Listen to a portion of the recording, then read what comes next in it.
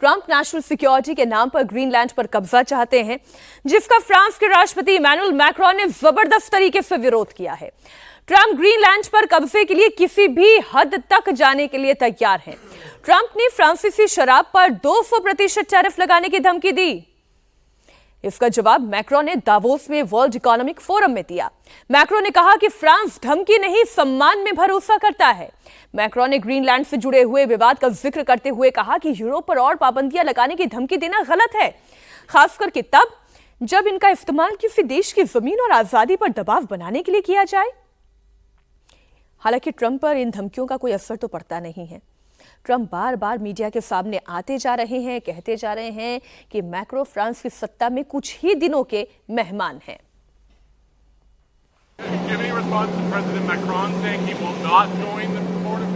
Nobody wants him because he's going to be out of office very soon. So, that's all right. What I'll do is if they feel like Costa, I'll put a 200% tariff on his wines and champagnes, and he'll join. Emmanuel's not going to be there very long, and there's no longevity there. He's a friend of mine. He's a nice guy. I like Macron, but he's not going to be there very much longer, And I think I have meetings with the people that are directly involved. दरअसल global order की पूरी ऐसी तैसी हो रही है। Trump ने France के राष्ट्रपति इमैनुअल मैक्रोन का एक प्राइवेट मैसेज सोशल मीडिया पर पोस्ट किया। इस मैसेज में मैक्रोन ने ट्रंप को लिखा था कि ईरान और सीरिया को लेकर अमेरिका और फ्रांस की राय एक है, लेकिन ग्रीनलैंड को लेकर ट्रंप जो कर रहे हैं वो यूरोपीय नेताओं को ठीक नहीं लग रहा है। मैक्रोन ने ट्रंप को भेजे हुए अपने प्राइवेट मैसेज में यह लिखा था कि अगर ट्रंप परमिशन दें तो दावोस में वर्ल्ड इकोनॉमिक फोरम की बैठक के बाद G7 के सारे नेताओं को एक साथ ग्रीनलैंड पर मीटिंग के लिए जोड़ा जा सकता है। इस मैसेज में मैक्रोन ने ट्रंप को डिनर का भी न्योता दिया, लेकिन ट्रंप ने मैक्रोन का मजाक उड़ाने के लिए उनका प्राइवेट मैसेज पब्लिक डोमेन पर डाल दिया। सोचिए, ये प्राइवेट डिस्कशंस होते हैं देशों के राष्ट्राध्यक्षों के बीच में, जिसे पब्लिक डोमेन पर लाया जा रहा है। अब G7 की इमरजेंसी मीटिंग को जो मैक्रोन ने बुलाई, ट्रंप ने उससे भी दूरी बनाने की तैयारी कर ली। मैक्रोन ने यह मीटिंग ग्रीनलैंड पर टैरिफ के मुद्दे पर बुलाई। Do you still go to Paris for the G7 emergency meeting as offered by President Macron? No, I wouldn't do that. No. Davos में मैक्रो के बयान पर वहां पर मौजूद लोग हंसने लगे। आखिर मैक्रो ने ऐसा क्या कहा, वो बयान भी आपको सुनाते हैं। मैक्रो जो है बड़े स्टाइलिश अंदाज में पहुंचे थे, नीले रंग का चश्मा उन्होंने लगाया हुआ था और फिर डोनाल्ड ट्रंप जैसे उनकी मिमिक्री करते घूम रहे हैं, फिर मैक्रो ने कैसे उनकी किरकिरी की, यानी कि डोनाल्ड ट्रंप की किरकिरी की, वो भी आप देखें। And it's a time of peace, stability and predictability. We are reaching a time of instability, of imbalances, both from the security and defense point of view and the economic point of view. More than 60 wars in 2024, an absolute record, even if I understood a few of them were fixed. ऐसा कोई सगा नहीं जिसे Trump ने ठगा नहीं। अजीत जी, अभी तो ये लग रहा है। नहीं, देखिए, अभी आपने उन्होंने फ्रांस के प्रेसिडेंट का मैसेज पब्लिक कर दिया, इस तरह नॉर्वे के प्राइम मिनिस्टर का भी मैसेज उन्होंने पब्लिक कर दिया। जब अब वो नॉर्वे में अगर नोबेल कमेटी बैठती है और वो ट्रंप को नोबेल नहीं दे रही है, प्राइम मिनिस्टर क्या करे? प्राइम मिनिस्टर नोबेल दिलवा दे।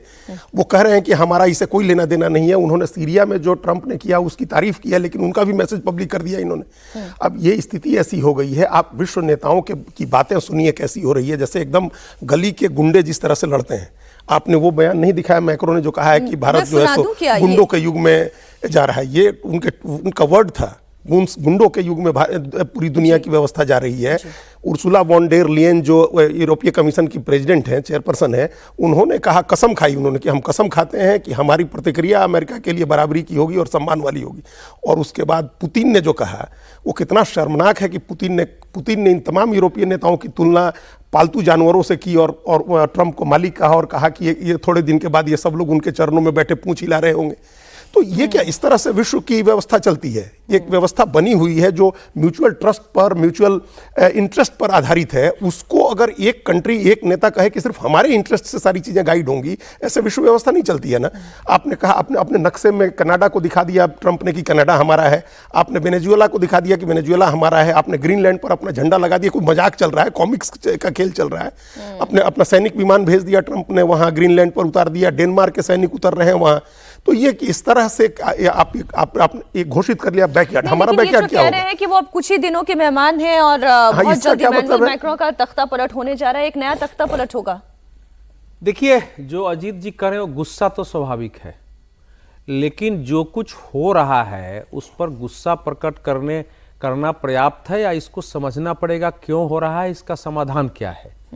मैक्रो के साथ यूरोप के देशों ने, जिस प्रकार से यूक्रेन में उस समय अमेरिका भी साथ था, लेकिन उनका तो झंझट तभी शुरू हुआ जब डोनाल्ड ट्रंप ने बुलाया, कहा कि ये सब कितने बड़े फ्रॉड है। सामने ही बैठ के बात हो रही थी, ये हिपोक्रेट्स है यूरोप, कि उसको हथियार दे रहा है, उससे पैसा लेता है। उसने भी बताया, हिसाब दिया कि तो अमेरिका क्या कर रहा है, वो तो वहीं से बकझक शुरू हो गया था।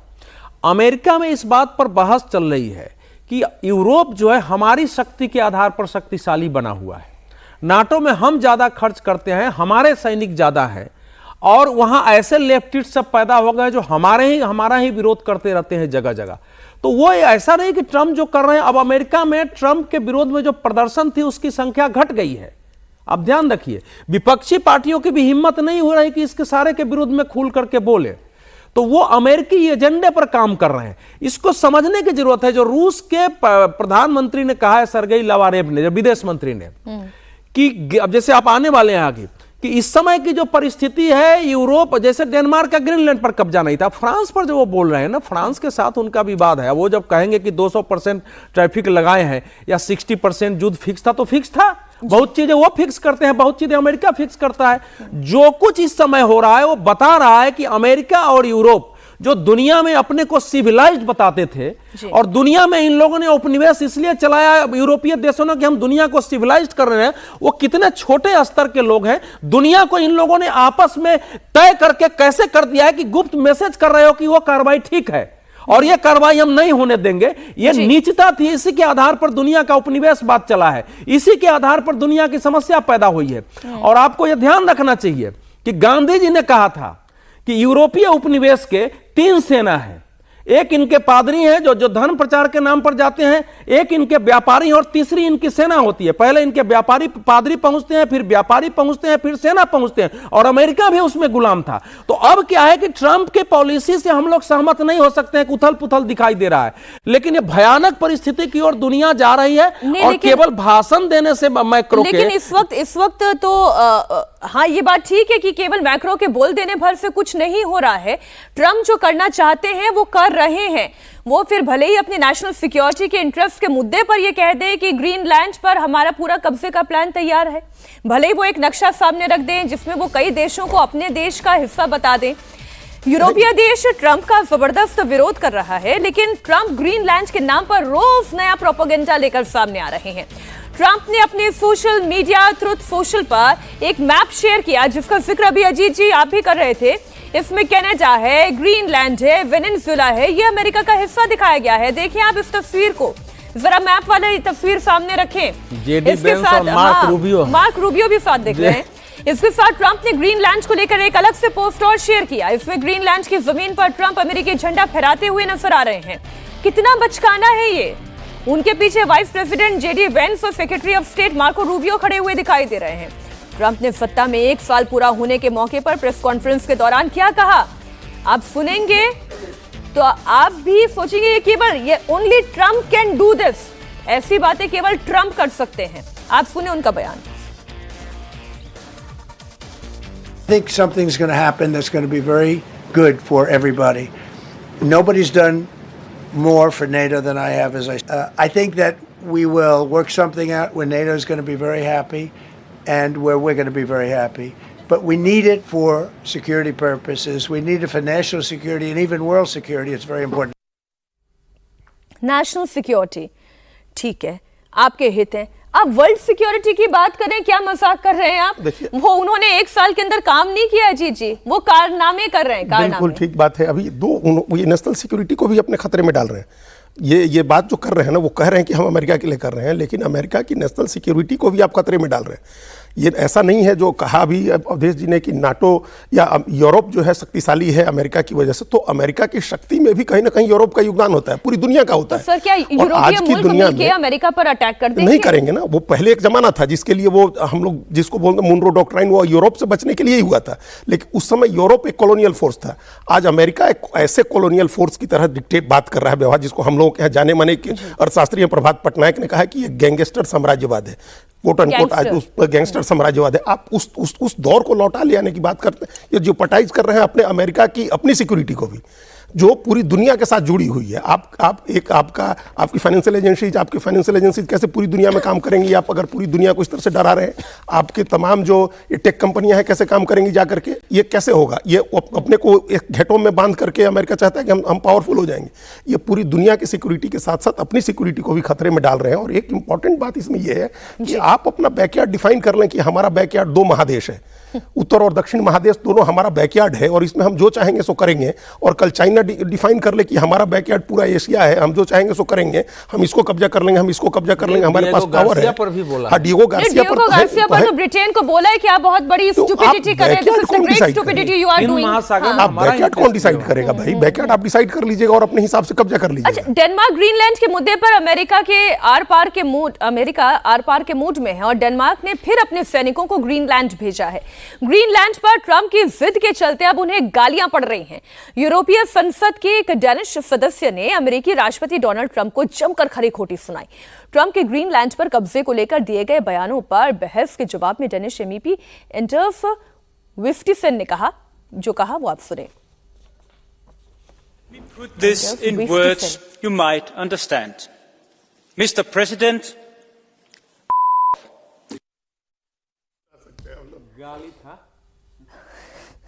गालियां, मुझे लगा गालियां पड़ रही है, लिटरल गालियां पड़ रही है। फ्रस्ट्रेशन यूरोप का फ्रस्ट्रेशन है। फिर इस बात को दोहरा रहा हूं कि इस समय हमको ये बड़ा अजूबा लग रहा है कि ये कैसे हो गया, लेकिन कभी किसी ने सोचा है कि आज की जो लैटिन अमेरिका है या आज के यूरोप का जो विभाजन है, आखिर आर्कटिक का ग्रीनलैंड डेनमार्क का कैसे हो गया? ये किस समझौते के तहत हुआ? वो ग्रीनलैंड पर कब्जा कैसे हो गया? कैसे अमेरिका को इन लोगों ने अमेरिका में जो 1951 में डेनमार्क के साथ समझौता करा के और अमेरिका को वहां सैनिक रखने का इजाजत, जहां से वो अपने डिफेंस खासकर जो स्पेस डिफेंस है वो संचालित करता था, कैसे हो गया? जो सर्गेई लावारेव ने कहा है कि ग्रीनलैंड इतिहास में कभी डेनमार्क का हिस्सा नहीं रहा है। डेनमार्क ने भी उस पर कब्जा किया, लेकिन चूंकि लंबे समय से है तो वहां के लोग इसको लेकर सहज हो गए हैं। मैंने जो कहा है ये इस इतिहास को, इस समय गुस्सा आ रहा है ट्रंप पर क्या कर रहा है, लेकिन ट्रंप को यह लग रहा है, ट्रंप ने कहा है कि भाई शक्ति की भाषा दुनिया समझती है, और वो खैर शांति नोबेल पुरस्कार को तो बहाना बना रहे हैं, वो बहाना के अलावा कुछ नहीं है। अब डिएगो, अब या तो फिर तो कल वो कह सकते हैं कि ब्रिटेन ने भारत को बेकार में गुलामी से मुक्त कर दिया, वो पाकिस्तान को बेकार मुक्त कर दिया, अब यहां उसने शासन किया था, फ्रांस ने मॉरिशस को बेकार आजाद कर दिया। लेकिन ये इतिहास को देखने की आवश्यकता है कि पहले देखो, पहले पादरी लोगों ने गए हैं, पूरे अमेरिका की, लैटिन अमेरिका की, अफ्रीका की सभ्यता को नष्ट किया, अपने हिसाब से देश बनाए, व्यापारियों ने व्यापार किया, अपने हिसाब से नेशन स्टेट किए। सर, आपकी सारी बातों का जो भानुमति का कुनबा द्वितीय विश्व युद्ध तक जो है किसी प्रकार से हो कि अब दुनिया में युद्ध नहीं हो, तो उसी से सीमाएं खींच दिया है। सर, तो वो जटिलताएं हैं। आप जो ये कह रहे हैं ना, जो हमारे शास्त्रों में कहा है वीर भोग्या वसुंधरा, जो अंग्रेजी की कहावत है माइट इज राइट, जिसकी लाठी है उसकी भैंस है, तो ट्रंप ये मानकर चल रहे हैं लाठी उन्हीं की है, माइट इज राइट, उन्हीं के हिसाब से पूरी दुनिया चलेगी। लेकिन ये जरूरी नहीं है। ईरान पर हमले का प्लान तो उन्होंने भी बनाया था, लेकिन क्या हमला कर दिया? नहीं कर पा रहे हैं ना। इसका मतलब यह है कि कहीं ना कहीं तो अभी कमियां उनके अंदर हैं। महासंग्राम की आहट लेकिन अभी भी तेज सुनाई दे रही है। मिडिल ईस्ट में अमेरिकी फोर्स ईरान की घेराबंदी कर रही है। चाइना की एंट्री भी इस जंग में हो चुकी है। बड़ी खबर आपको दे दे, ईरान को चीन ने बड़ी सैन्य मदद भेजी है। चीन के 16 कार्गो प्लेन तेहरान पहुंच चुके हैं। Anti ship, anti aircraft, anti air naval arsenals loaded है। बताया जा रहा है कि पिछले 56 घंटों में ये 16 कार्गो प्लेन ईरान पहुंचे। उधर अमेरिका की भी तैयारी जबरदस्त है। USS Abraham Lincoln middle east की तरफ बढ़ चुका है।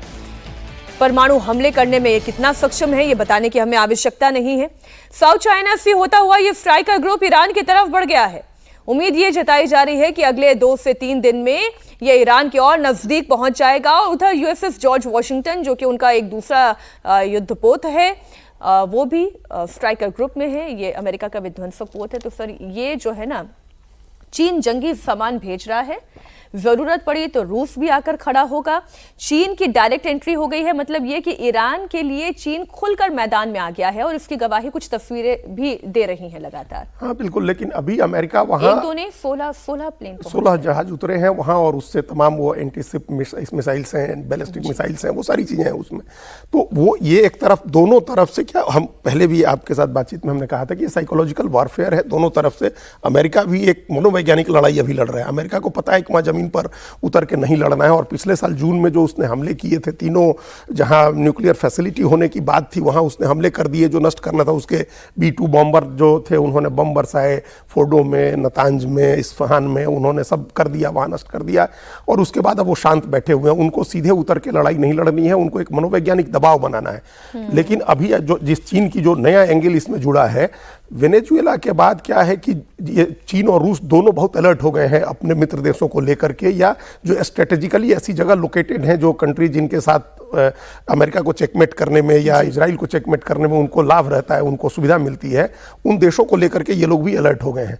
और उस अलर्टनेस का नतीजा है कि अभी चीन ने यहाँ अपना हथियार और अपने मिसाइल्स वगैरह भेजे हैं। इसका मकसद भी अमेरिका को साइकोलॉजिकली ये दबाव में ले आना है कि वो कोई उस तरह का दुस्साहस न करे जिस तरह का दुस्साहस उसने वेनेजुएला में किया है। अगर अमेरिका ऐसा कोई दुस्साहस करने की कोशिश करता है तो यहाँ वेनेजुएला की तरह शांति से समर्पण नहीं हो जाएगा। वेनेजुएला तो बैकयार्ड में है अमेरिका के, लेकिन ये बैकयार्ड में नहीं है।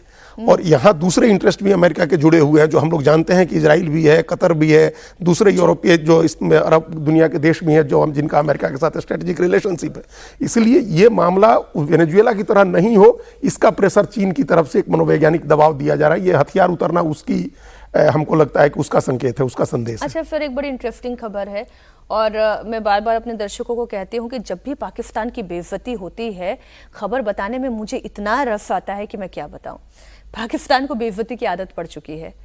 उनके नेता विदेश में कहीं भी जाएं, बस फजीहत ही फजीहत।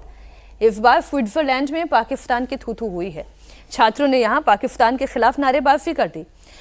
पख्तून छात्र छात्राओं ने पाक हुकूमत को आईना दिखाया। पश्तूनों के कत्लेआम के खिलाफ जमकर नारेबाजी हुई।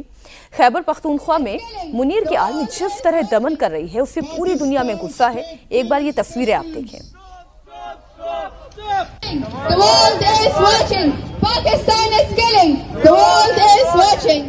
Pakistan, stop killing Pashtuns. Stop. Pakistan, stop killing Pashtuns. The world is watching. अगर आप संख्या के लिहाज से देखेंगे तो आपको ये लगेगा कि ये इतनी छोटी संख्या है, लेकिन ये पश्तूनों की आवाज है। ये जो छात्र वहां पर खड़े हुए हैं, प्रधानमंत्री शहबाज शरीफ भी दावोस वर्ल्ड इकोनॉमिक समिट होती है उसमें भाग लेने के लिए पहुंचे हैं। भारी बेइज्जती हुई है उनकी। देखिए, ऐसा है कि स्विट्जरलैंड में कितनी संख्या हो सकती है। स्विट्जरलैंड कितना छोटा सा देश है, वो बर्फ में इतने लोग खड़े होकर लग रहा है, लेकिन इनका यह है कि इस समय दुनिया के स्तर पर यह आवाज जा रही है कि इस समय जो पाकिस्तान की आर्मी है वो कैसे, तो संजोग से बलूची नहीं थे जी। बलूच यहाँ शायद नहीं होंगे, ना तो वो भी लगाते, जहां जा रहे हैं बलूच भी कर रहे हैं।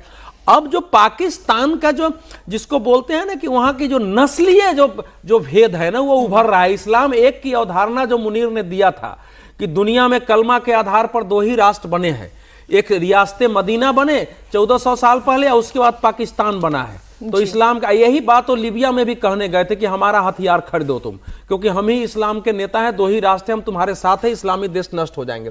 तो अब ये दुनिया देखेगी, दुनिया करेगी, लेकिन पाकिस्तान इतना निर्लज्ज देश है कि आप देखो पख्तूनों के जो वीडियो वहां से आ रहे हैं, पुलिस भी वहां खींचती है, खींच कर उसको पीटती है, क्योंकि इसको लगता है कि अफगानिस्तान के अफगानियों का समर्थन कर रहे हैं, ये पख्तून है। वो खींचती है, उनको जबरदस्ती उन पर मुकदमे हो रहे हैं, उनको डाल रहे हैं। दूसरा, वहां का जो शासन है इमरान की पार्टी का है, जो वहां एक मुख्यमंत्री समस्या हैं, ये भी है। हाँ। तो वहां के कहा जा रहा है कि किसी समय वहां के चीफ मिनिस्टर को बर्खास्त कर सकते हैं। लेकिन एक लाइन में पूरी के खबर बोलूंगा जी, जी, जी। कि चीन को हथियार बेचने का अवसर मिल गया। चीन इस समय दुनिया में अपना हथियार बाजार दे रहा है, वो कोई फ्री में मदद नहीं कर रहा है ईरान का। वो मैक्सिमम जिस देश को हथियार गुप्त रूप से बेचना होगा ना, वो देश बेचेंगे। यही दुनिया में इन पश्चिमी देश जो जिस रास्ते पर यूरोप और अमेरिका चल रहे थे, उसको चीन ने पूरी तरह और पूरी निर्लज्जता से अपनाया हुआ है। और हिम्मत नहीं है डोनाल्ड ट्रंप की कि वो जो 200% टैरिफ वो फ्रेंच वाइन पर वो लगाने की बात कर रहे हैं, वो चीन पर 200% टैरिफ लगा दे, क्योंकि अगर वहां पर लगा दे तो बड़े बड़े अर्थशास्त्री अच्छा ये ही भी है ना, कह वाइन रहे थोड़ा हैं कम फिर बिकेगा। वो जितना आपको रेयर अर्थ मटेरियल मिल रहा है, फिर वो कहां से मिल रहा है? फिर जो इकोनॉमिक सेंशन और जो समस्या फिर ट्रंप के लिए खड़ी होगी, वो फिर तारीख कैलेंडर पर गिनते ही रह जाएंगे।